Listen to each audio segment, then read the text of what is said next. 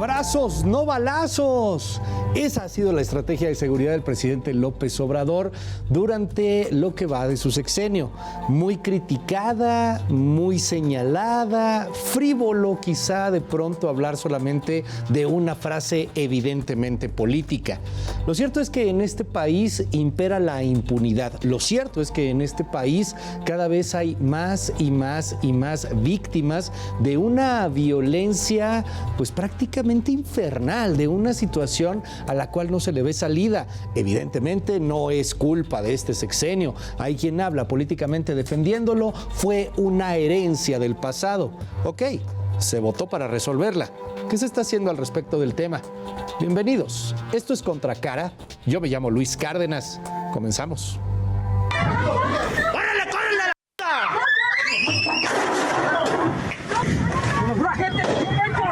¡Pura gente, señor Bencho!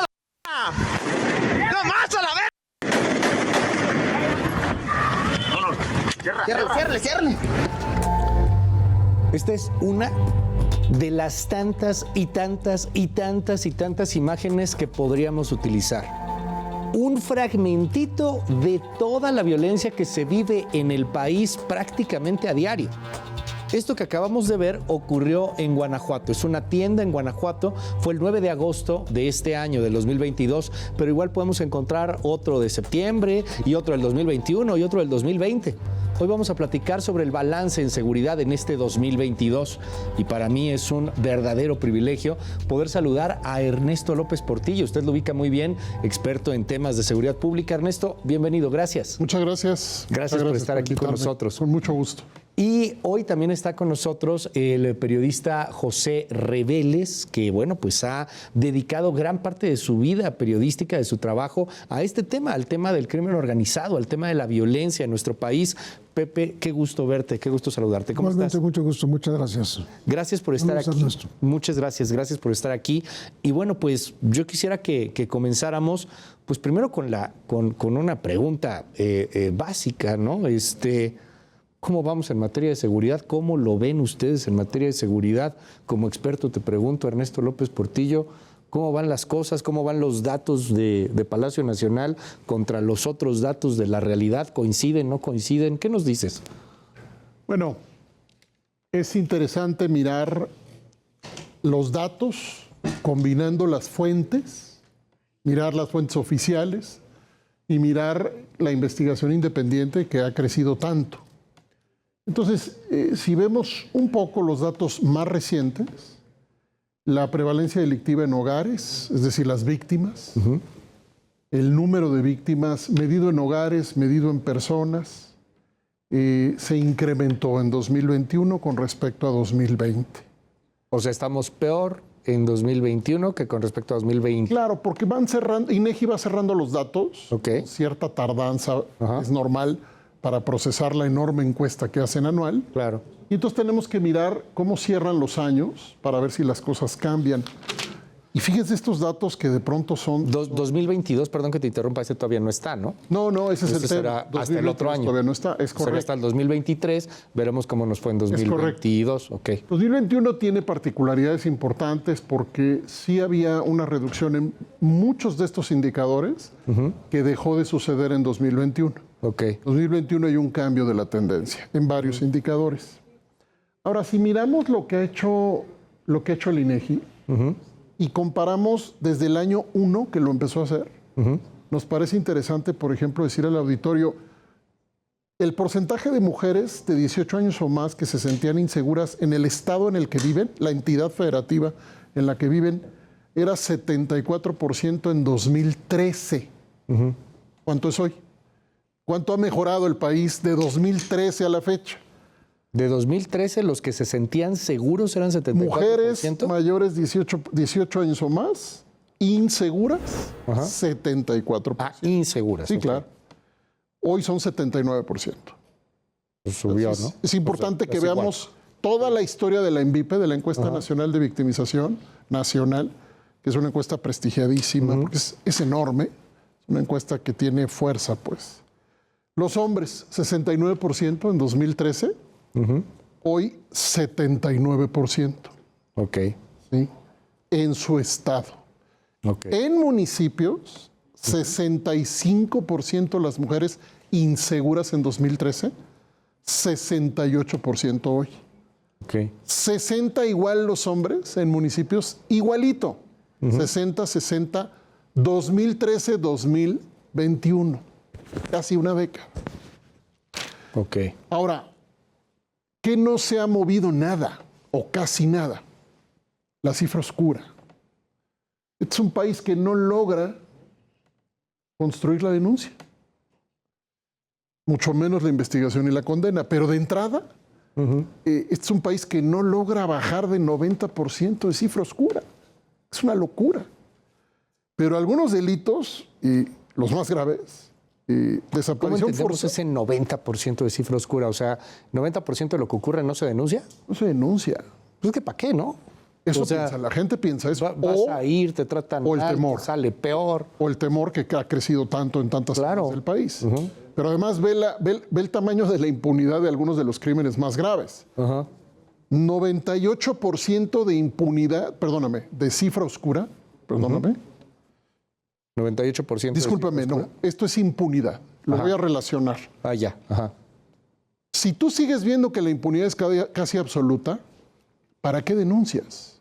Exacto. ¿Cuál O sea, es el costo de denunciar ante un sistema cuya impunidad es esta? Es que igual me sale peor. Desaparición forzada, 98% de impunidad. Extorsión, 98% de impunidad. Violencia familiar, ojo, hay que hablar de las otras violencias, y no solo de la delincuencia organizada, 97%. Sas. Y homicidio, pues se condenan 3 homicidios de cada 100. O sea, Homicidios dolosos. 97% de impunidad. Esta fuente es de México Evalúa, el estudio de hallazgos que acaba de salir. Entonces, con esas cifras les abro el juego, les abro la baraja, porque son brutales. Acaba de anunciarse que cumplió un año la visita del Comité de Desapariciones de la ONU. En un año crecieron 12,000 personas ¿Qué es eso? registradas en el registro de personas desaparecidas o no localizadas. 12,000 personas en un año. Sas. ¿Cómo ves el panorama, Pepe? Este año, lo que va del sexenio, y tú lo has documentado, has escrito al respecto del tema, la impunidad, los cárteles, el México bárbaro, el México rojo que no cede. Fíjate que yo creo que hay que no separar, sino dar a conocer de manera diferente lo que es la cifra dura, los datos duros, la estadística, que durante este 2022, aunque todavía no estén los resultados anuales, como dice Ernesto, sí ha habido informes periódicos, sobre todo de la Secretaria de Seguridad, Rosa Isela Rodríguez, hablando del panorama nacional. Ok. Y tú mencionaste hace un momento sobre la imagen, Guanajuato. Guanajuato es un lugar en donde ocurren las cosas más increíbles y constantemente, ¿no? De violencia, de inseguridad. Entonces, por un lado, da cifras que implican una disminución mínima, tan pequeña que no se nota. Ok. O sea, al final del año no sé si será mínimo o subirá, como daban los datos del 20 al 21, pero la realidad es que casi da lo mismo, si sube un poco, si baja un poco. ¿Por qué? Porque la percepción mata realidad. La percepción de la gente es exactamente lo que estaba diciendo Ernesto, de cómo la gente se siente insegura en los lugares donde vive. Una violencia, una inseguridad que obliga muchas veces al desplazamiento forzado. Okay. Ese desplazamiento forzado creo que no tiene un seguimiento puntual en México.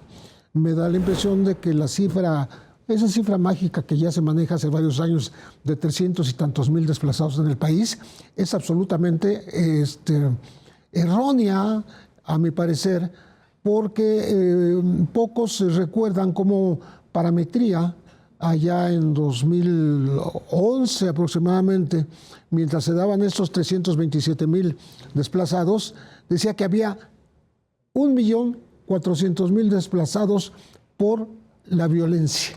y por la inseguridad. Es O sea, que- una cifra mucho mayor y me da la impresión de que eso dices, Pepe? continúa sin que se registre en la estadística oficial. Es que, a ver, no sé si nos lo podemos imaginar.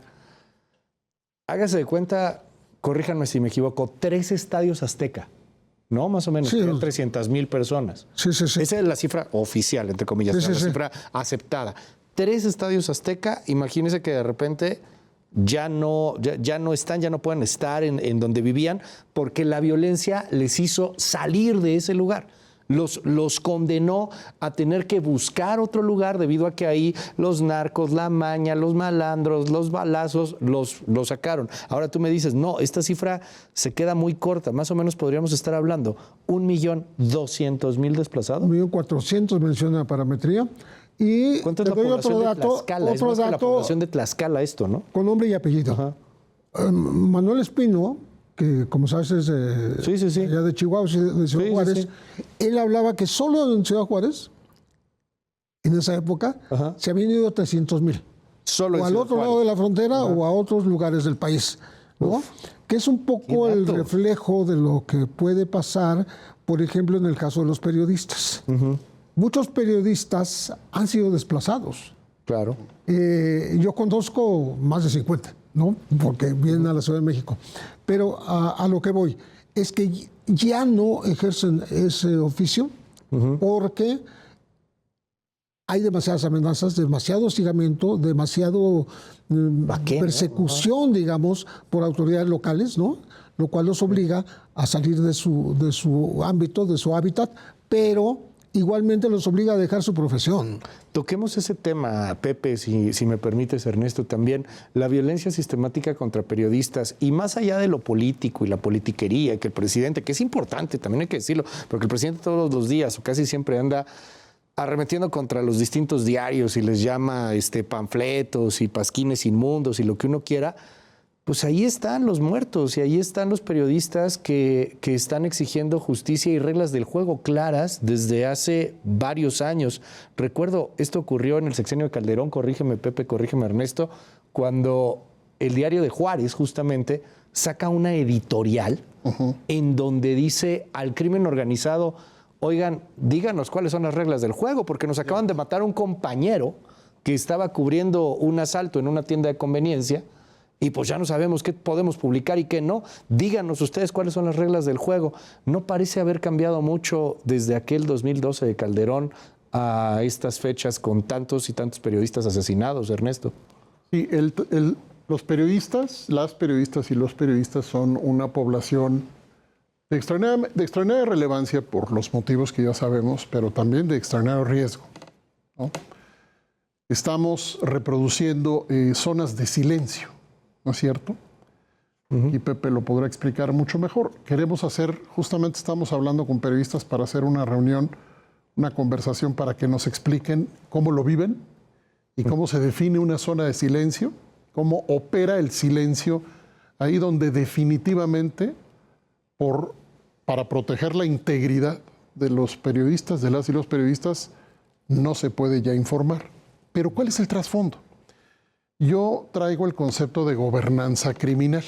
Ok. Este es un concepto que ha trabajado una parte importante de la academia y que nos empieza a enseñar con algo de investigación empírica quién gobierna. Ok. Porque es que en el fondo, Luis, la pregunta es quién gobierna. Claro. En cada lugar. Claro. Por territorio, por región, por municipio y a veces por barrio, por colonia. ¿Quién gobierna? La gobernanza criminal, para explicarle al auditorio, es un sistema de distribución de poder en donde el Estado y otros actores compiten, disputan, negocian parcelas de poder. De manera tal que el Estado no es ni el monopolio de la violencia, ni necesariamente el gobierno en turno, sino que tú tienes actores informales que se han ido empoderando, que trabajan con el Estado. Y ojo, el índice global de delincuencia organizada nos colocó en el 4º lugar de delincuencia organizada mundial, país 4º afectado por delincuencia. Pero luego trae otra noticia, bueno, trae muchas, pero una segunda que me impactó mucho. ¿Cómo está ese dato? ¿Es que índice? Somos índice global de delincuencia organizada 2021. Ok. Cualquiera lo encuentra en la red. Ajá. Hay varias noticias muy graves, pero para México, somos cuarto lugar entre los países más afectados. Del mundo. Sí, porque tenemos un poder criminal enorme y una muy baja capacidad de resiliencia, Ok. que es esta capacidad de gobierno y sociedad para reponerse, Ok. para sobreponerse a la adversidad, en 3 palabras. Pero la otra noticia, Luis, O peor aún, la resiliencia es que te acostumbras, ¿no? no. O sea, que te acostumbras a que el narco esté No. gobernando. Resiliencia es Ajá. que te sobrepones al problema Ok. a través de múltiples posibilidades, capacidades, herramientas. ¿no? Nosotros no Resiliencia nos es- reponemos, o sea, nos mantenemos. Tenemos una Wow. bajísima capacidad de organizarnos para sobreponernos ante el dominio de estos Claro. poderes. Pero lo segundo que nos dice el índice es que los actores que más influencia ejercen para el desarrollo de la delincuencia organizada son actores estatales. Entonces yo hablé con una de las autoras del índice mexicana, que forma parte de un grupo internacional, y dije, ¿qué quieren decir con actores estatales? Explíquenme su definición.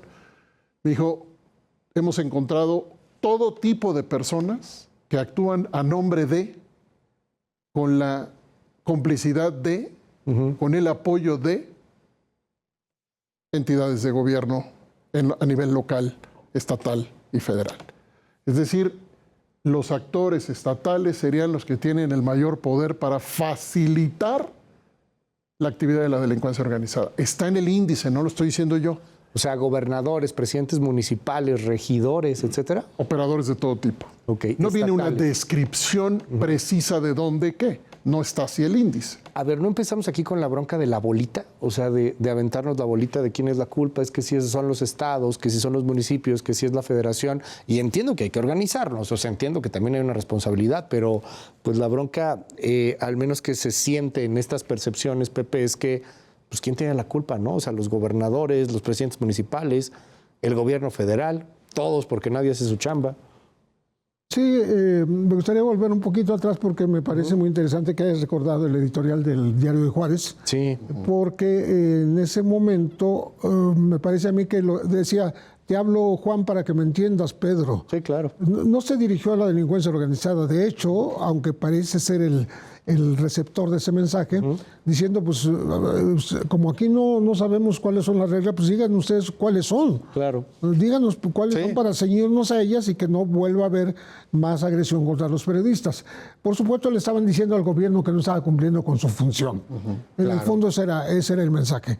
Y me parece que eso coincide con esta teoría que manejaba bueno, hay un libro del doctor Edgardo Buscaglia que tiene que ver con los vacíos del poder. ¿Qué son los vacíos del poder? Son estos lugares de la República muy localizados o rutas regionales por donde hay trasiego de sustancias ilícitas, por ejemplo, y no se reconoce una autoridad que haya sido electa en las urnas, que sea la que domine, que la que tenga el poder. Parece que los grupos de facto, lo que se llamaron en la antigüedad los cacicazgos, ¿no? Pero que ahora pueden ser líderes y grupos de la delincuencia organizada, son los que realmente mandan.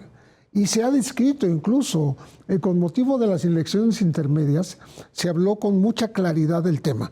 A ver, Claro. primero comenzaron la delincuencia organizada exigiendo poner ellos al jefe de seguridad pública en municipios. En algunos casos incluso dándose el lujo de pagarlos ellos. O sea, municipios muy pobres y con una capacidad de fuerza policial ridícula. Sí, ¿no? La policía municipal es mía, ¿no? Decía el narco. Bueno, yo la pago, no te preocupes. Claro. Segundo, exigiendo la obra pública, porque hay dinero que los municipios emplean que les llega de los estados o de la federación vía los estados. Ahí no vamos a hablar de la inequitatividad que significa que el Estado maneje lo de los municipios, porque parece que tratan de no hacerle llegar los recursos finalmente, aunque estén etiquetados, ¿no? Claro. Y finalmente, está el asunto, bueno, exigen la obra pública, ¿por qué? Porque tienen la maquinaria. A mí me tocó vivir una denuncia terrible en Saltillo, no Monclova, sino Saltillo, en donde estaban construyendo una empresa muy importante de $2,000 millones de inversión. Okay. Y los Zetas ofrecieron hacerla. De plano, o Sí, sea, el narco yo la porque hago. tienen la maquinaria, porque tienen la capacidad de hacerlo, ¿no? Tal vez asociados con algún funcionario corrupto, pero bueno, esa es la segunda parte. Y la tercera, finalmente, y hablo que se dijo en tiempo de elecciones, es esa capacidad para decir, tú sí, tú no. Claro. O sea, te amenazo a ti, o te la cumplo, ¿no? Porque hubo candidatos muertos. Según Lo que acabamos de ver en una estas encuesta Digo, ahí.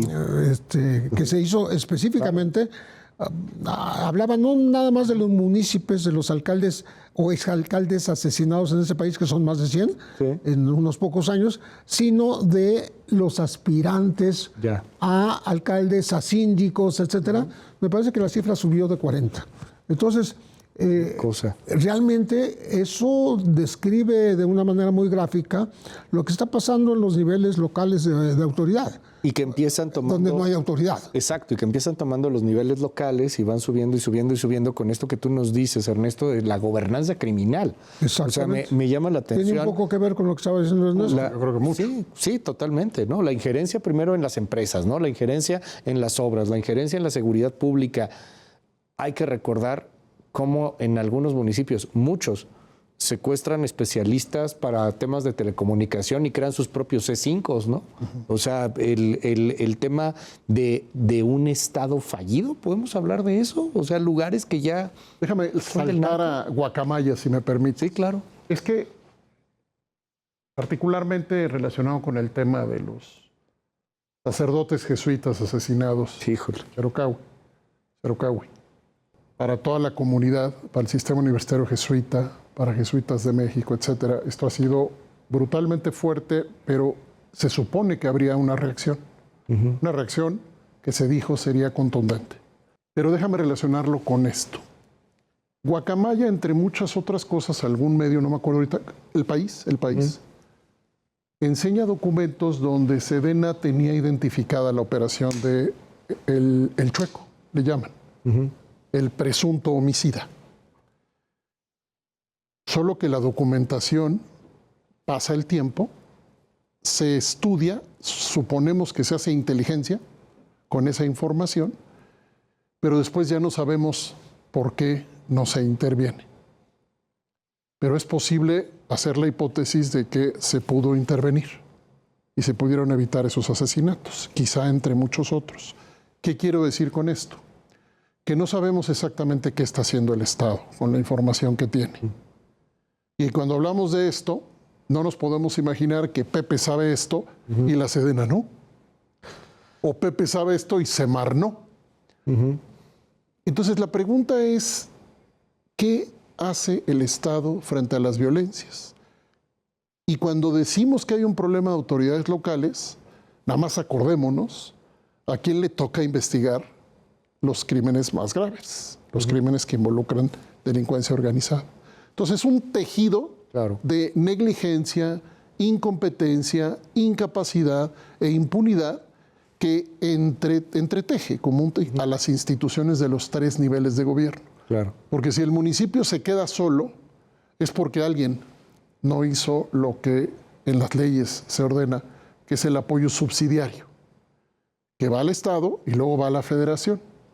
Se supone que la Guardia Nacional, en el modelo nacional de Policía y Justicia Cívica aprobado por el Consejo Nacional de Seguridad, la Guardia es subsidiaria. La Guardia debería llegar a apoyar a las autoridades locales. Eso, si quieres, es una discusión que podemos dejar para más adelante. Que lo podemos tocar en el corte, ¿qué les parece? Porque además me llamó la atención que hablaste, sí, de la Secretaría de Marina, la Secretaría de la Defensa, que no hay más. O sea, en este país la seguridad es o de los marinos o de la defensa. Ya no hubo esa policía civil de la cual se habló a principios del sexenio. Vamos a platicar después de la pausa aquí en Contracara. Yo me llamo Luis Cárdenas, @LuisCárdenasMX son mis redes sociales, están en todos lados, en Twitter, en Instagram, en Quai, en TikTok, la que usted quiera. Y también síganos aquí en nuestra casa, en @HeraldoTV. Contracara, después de la pausa.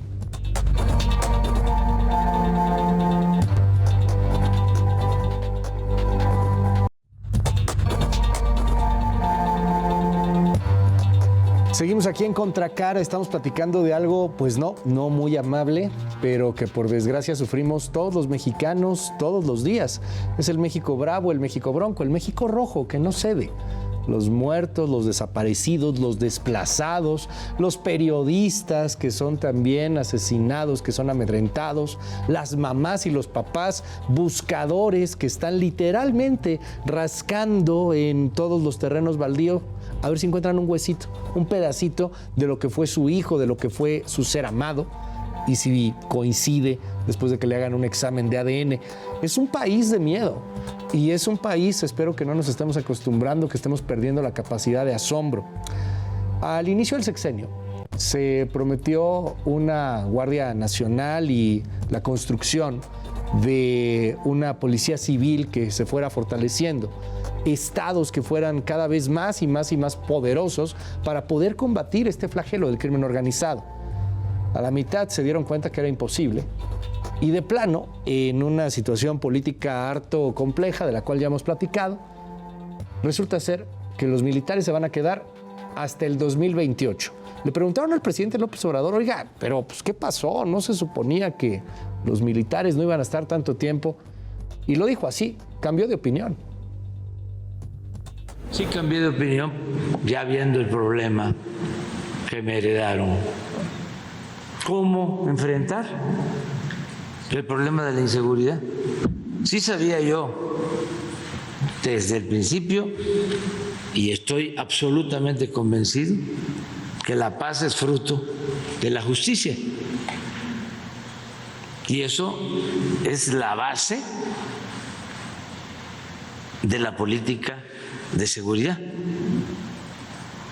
El atender a los jóvenes, el mejorar las condiciones de vida, de trabajo de la mayoría de los mexicanos, el combatir la pobreza, el combatir la corrupción, todo eso lo estamos haciendo. El que no se permita la impunidad. A ver, ya, la neta, en este momento hay muchos poblados a los cuales les daría igual que fuera Batman, Superman, la Guardia Nacional, los policías, el que usted quiera, pero que les resuelvan el problema. El tema es que hoy siguen los militares y no parece que la cosa baje.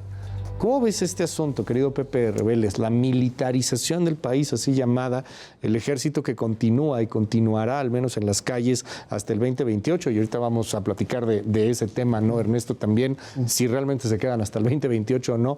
¿Cómo lo ves desde la perspectiva periodística, desde el pulso ahí con la gente que sufre la violencia, tener al ejército en la calle hasta el 2028?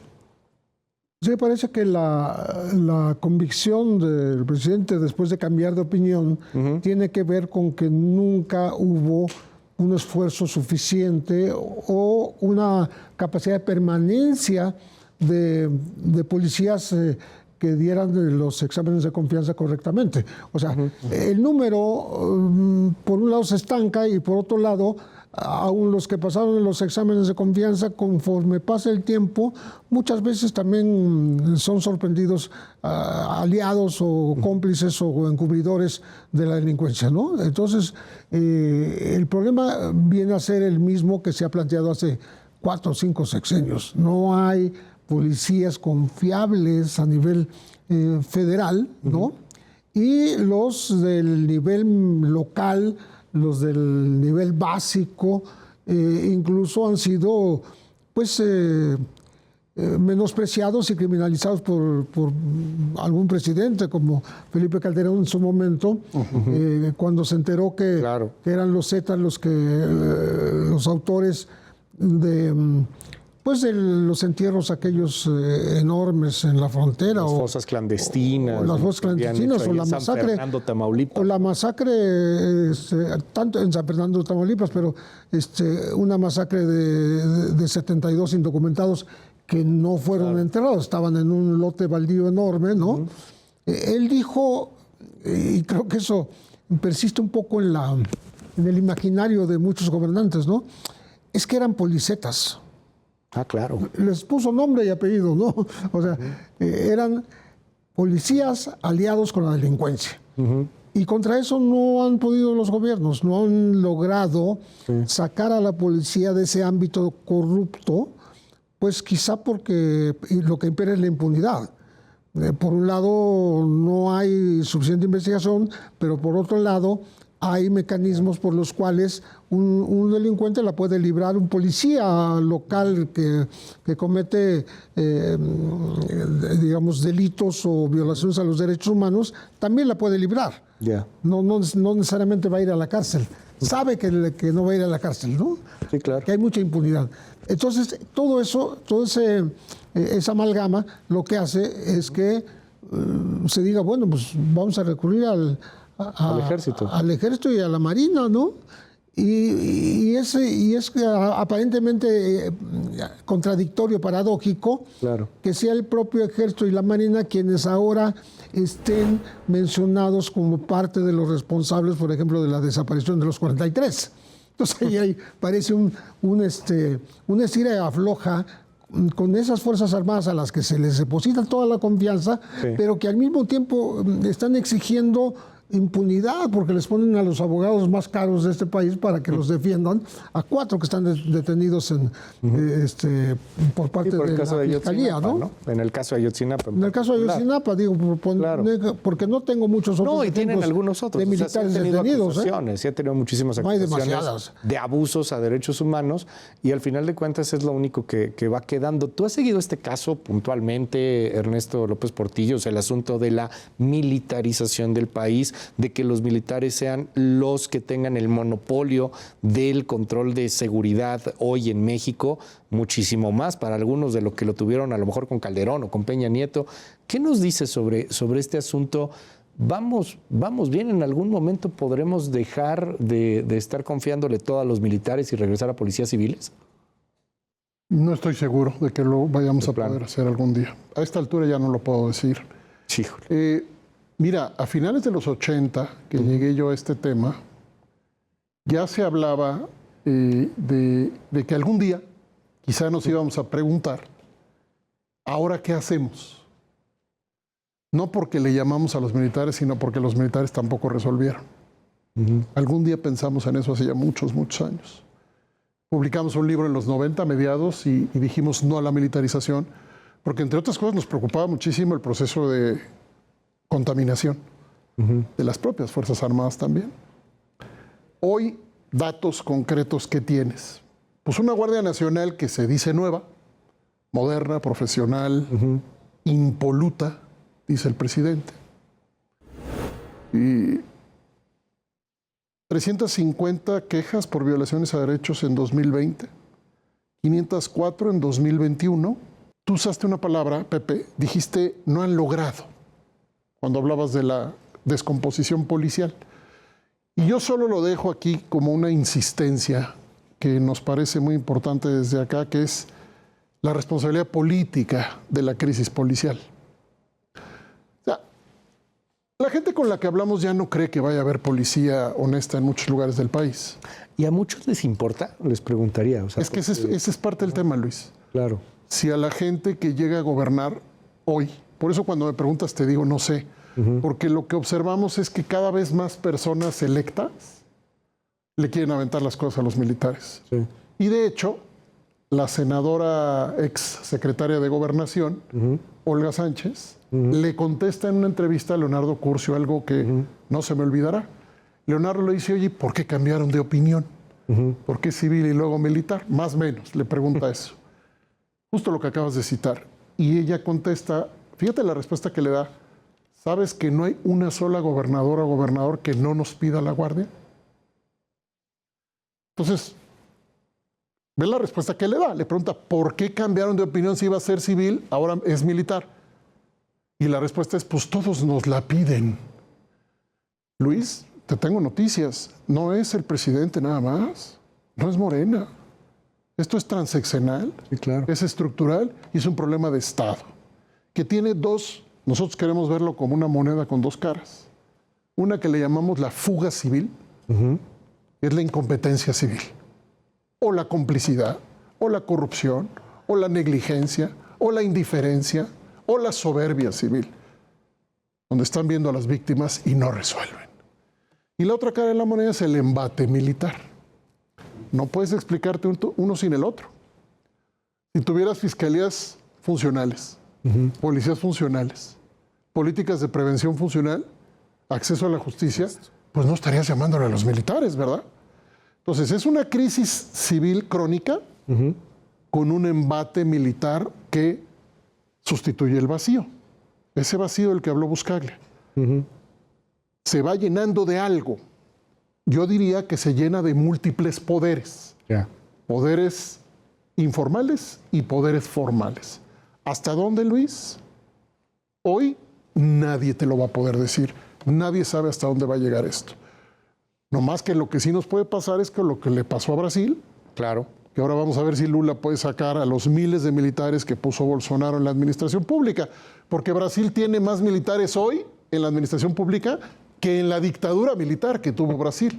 Ese dato nos lo dieron desde allá.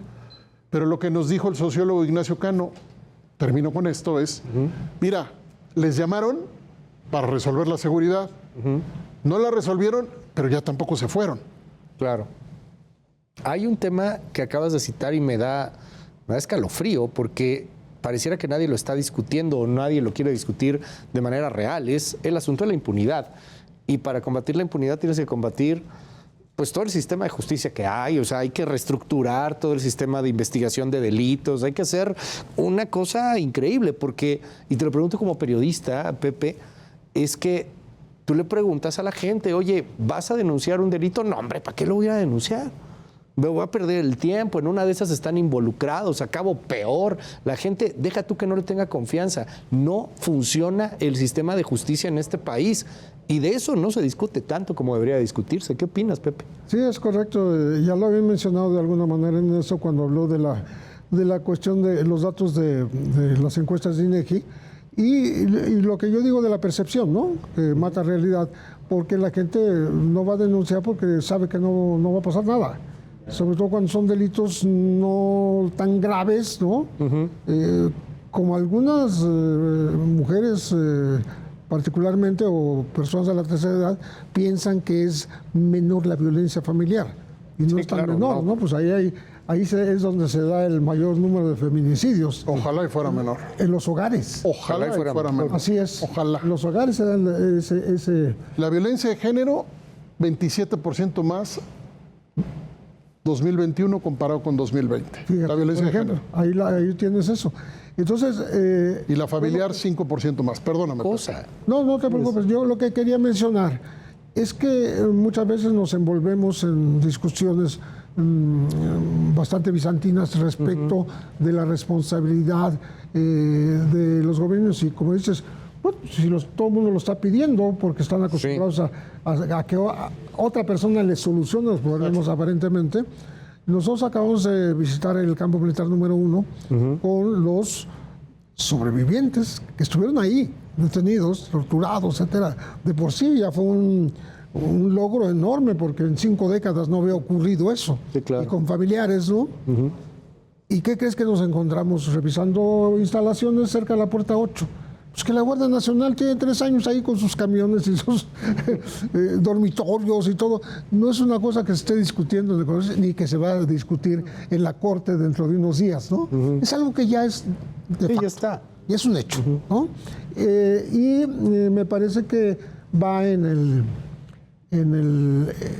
el tema de posponer, Claro. digamos,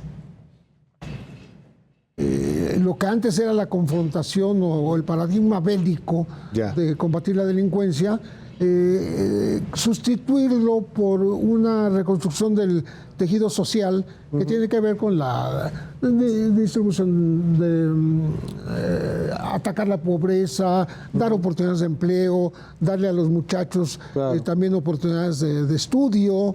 O sea, terminar con aquello de los famosos ninis que decía el rector de la universidad, que es un término muy peyorativo, y que los jóvenes tengan pues una razón hacia el futuro. Está muy bien, pero yo lo veo eso muy lento.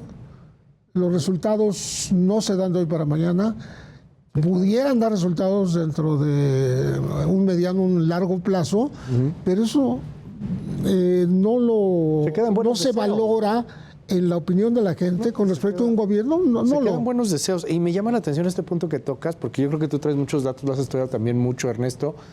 ¿Criminalidad va ligado con pobreza? No necesariamente. Ok. Es uno entre muchos factores que pueden contribuir. Hace mucho tiempo, esto se ha discutido, pero la criminología hace mucho tiempo concluyó que no necesariamente. Lo que pasa es que a la política le da mucha flojera entrar a detalle. Siempre decimos que el diablo está en los detalles. Y a la política le gustan las grandes frases. Hay menos delitos necesariamente porque la economía mejora. Hoy puedes demostrar estados de la República con crecimiento económico Guanajuato, que tienen altísima criminalidad. Pero antes, a nivel mundial, se compararon estudios de la ONU de homicidios con países extraordinariamente pobres, con bajísima letalidad, bajísima muerte violenta. Entonces, descartemos eso como causa suficiente. Como factor de riesgo es otra cosa. Pero aquí lo que necesitas son políticas multidimensionales. La OEA tiene un área completa de seguridad multidimensional y promueve todo el tiempo que entendamos, como lo describes tú. Hay que hacer intervenciones, déjame llamarlo así, integrales invasivas a la comunidad. Hay que reconstruir a la comunidad con intervenciones multidimensionales que incluyen, pero no ponen en el centro a la policía ni a los fiscales. No, ellos ayudan en aquellos casos que fuera necesario, pero lo que necesitas son políticas de prevención de las violencias. Prevención ambiental, prevención situacional, prevención social, prevención en la familia, prevención en las escuelas. Y eso intentó ser el Programa Nacional de Prevención de Peña Nieto, el PRONAPRED. Y a los 3 años pero en nada le mataron el presupuesto. Sí, claro. ¿Por qué le mataron el presupuesto? Hasta donde sé. Porque no daba los resultados que querían que diera a la velocidad que querían, según eso. Es que esto es fundamental y a ver, de verdad se lo digo a usted con todo respeto, ahorita antes de que terminemos el programa, ya casi vamos a terminarlo, pero te pregunto, Pepe, te pregunto, Ernesto, esto no se resuelve en un sexenio, ¿no? O sea, son temas de años y años y años. Leía por ahí la bronca en la que en algún momento estuvo, si no me equivoco, era Italia. Se tardó un par de décadas, si no me equivoco, en reformar todo su sistema y ya entrando de lleno, ¿no? Colombia, cuando metió a la cárcel una cantidad enorme de políticos. O sea, esto no es de un sexenio. Pues suena bonito para un sexenio, para un informe, pero no es de un sexenio, no es una promesa vacua, ¿no? No es algo sencillo, Pepe. Sí, sobre todo temas como el que menciona Ernesto de la prevención, porque los presupuestos que se destinan son de un porcentaje ridículo frente a lo que se destina a la guerra. Sí, correcto. Contra el narcotráfico. Yo me recuerdo una cifra que se manejaba en Estados Unidos, que para la prevención, la salud de los adictos, se le destina cerca del 30% y el 70% al combate frontal. Y aquí no, aquí era 90 y tantos. 30% es muchísimo. Por 2, 3, ¿no? Es muchísimo el 30 que estás diciendo para prevención. Si es que sí era muchísimo, ya quisiéramos. En Estados Unidos decían que eso hacían, ¿no? O para el tema de salud, de tanto tema antes que están incluso de Barack Obama, ¿no? Sí. Pero bueno, más allá de las cifras, son cuestiones que no son lucidoras. Exacto. O sea, tú vas a prevenir y ¿quién te lo va a reconocer? No, ¿qué tal que se le va a colgar la aplaudir medalla por al hacer otro eso? presidente, hombre? Por eso los gobiernos no lo hacen. Ajá. Hacen lo espectacular, hacen claro. lo que luce, ¿no? Entonces creo que estamos en ese juego, ¿no? Y yo quisiera decir nada más una palabra sobre el tema de las desapariciones. Dice una cifra fuerte de 12,000. Bueno, están registrados más de 100,000 desaparecidos. 107,000. Sí, estamos hablando de una cantidad 107. bárbara en ese país. 12,000 el último año. Fíjate, sí, por eso. Pero Ese ya 22, el global, ¿no? Es así de... el 21 al global 22. de, Noviembre 21 a noviembre 22, 12. el global de las desapariciones en ese país, muchas de ellas forzadas, es más de 100,000. Son Ya 107,000. subió los 100,000. ¿Y por qué tanta desaparición? Pues es que tenemos una herencia de la guerra sucia donde el Estado se encargó de desaparecer a los disidentes, a los opositores, fueran armados o pacíficos, Ya. Ojo, porque podrían ser estudiantes y no andar armados, pero igual era una política de desaparición. ¿Cuántos fueron? Bueno, tal vez exagerando, unos 3,000 en aquella época, quienes tomaron las armas o que fueron desaparecidos, incluido el campo militar, porque de ahí desaparecían. Pero no se compara con lo que está pasando ahora.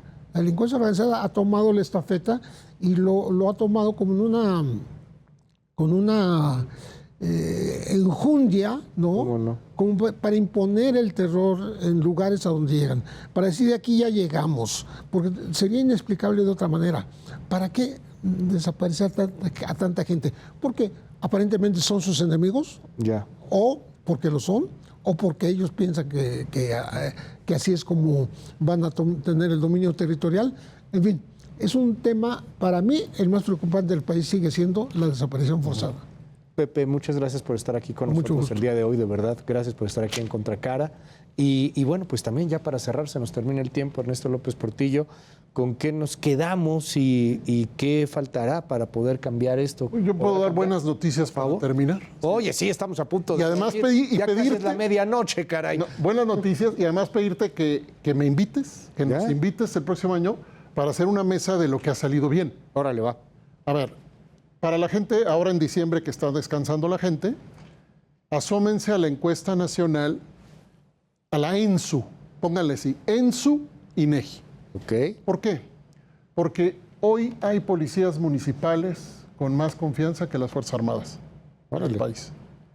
Y están haciendo un trabajo extraordinario de mejora que han resistido todos los embates, Ajá. hasta de sus gobernadores, gobernadoras, pero sin duda federales, quitándoles recursos, etcétera, y siguen adelante. ¿De qué municipios, más o menos? Bueno, por lo pronto, desde luego San Pedro Garza García es un caso excepcional, que es difícil porque tiene recursos. Sí, tiene mucha lana.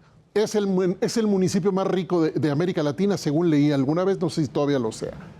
Pero hay otros casos, Nezahualcóyotl se adelantó a mejoras de policía comunitaria. Ajá. Y otro caso que empieza, bueno, hay varios más de municipio, pero Ciudad de México tiene noticias importantes en reducción A ver. de homicidio. El programa Alto al Fuego, que nos expusieron en la Universidad Iberoamericana, redujo más de 40% homicidios en colonias que concentraban en Álvaro Obregón, algunas de las colonias que concentraron homicidios, porque se aplicó método, técnica, ayudas externas a la Secretaría, acompañamientos especializados, con intervenciones envolventes. Claro. Una cosa rápida.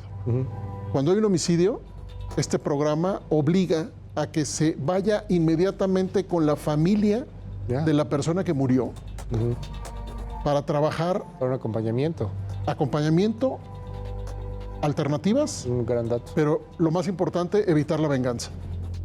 Entonces, invítanos a platicar de lo que ha salido bien, platicar porque de lo si no que ha la salido gente bien. no nos va a querer nada, nada más dándoles malas noticias. Oye, va. Muchas gracias, Ernesto López Portillo. Gracias. Gracias, Pepe Reveles. Y sobre todo, gracias a usted. Ya es medianoche, oiga.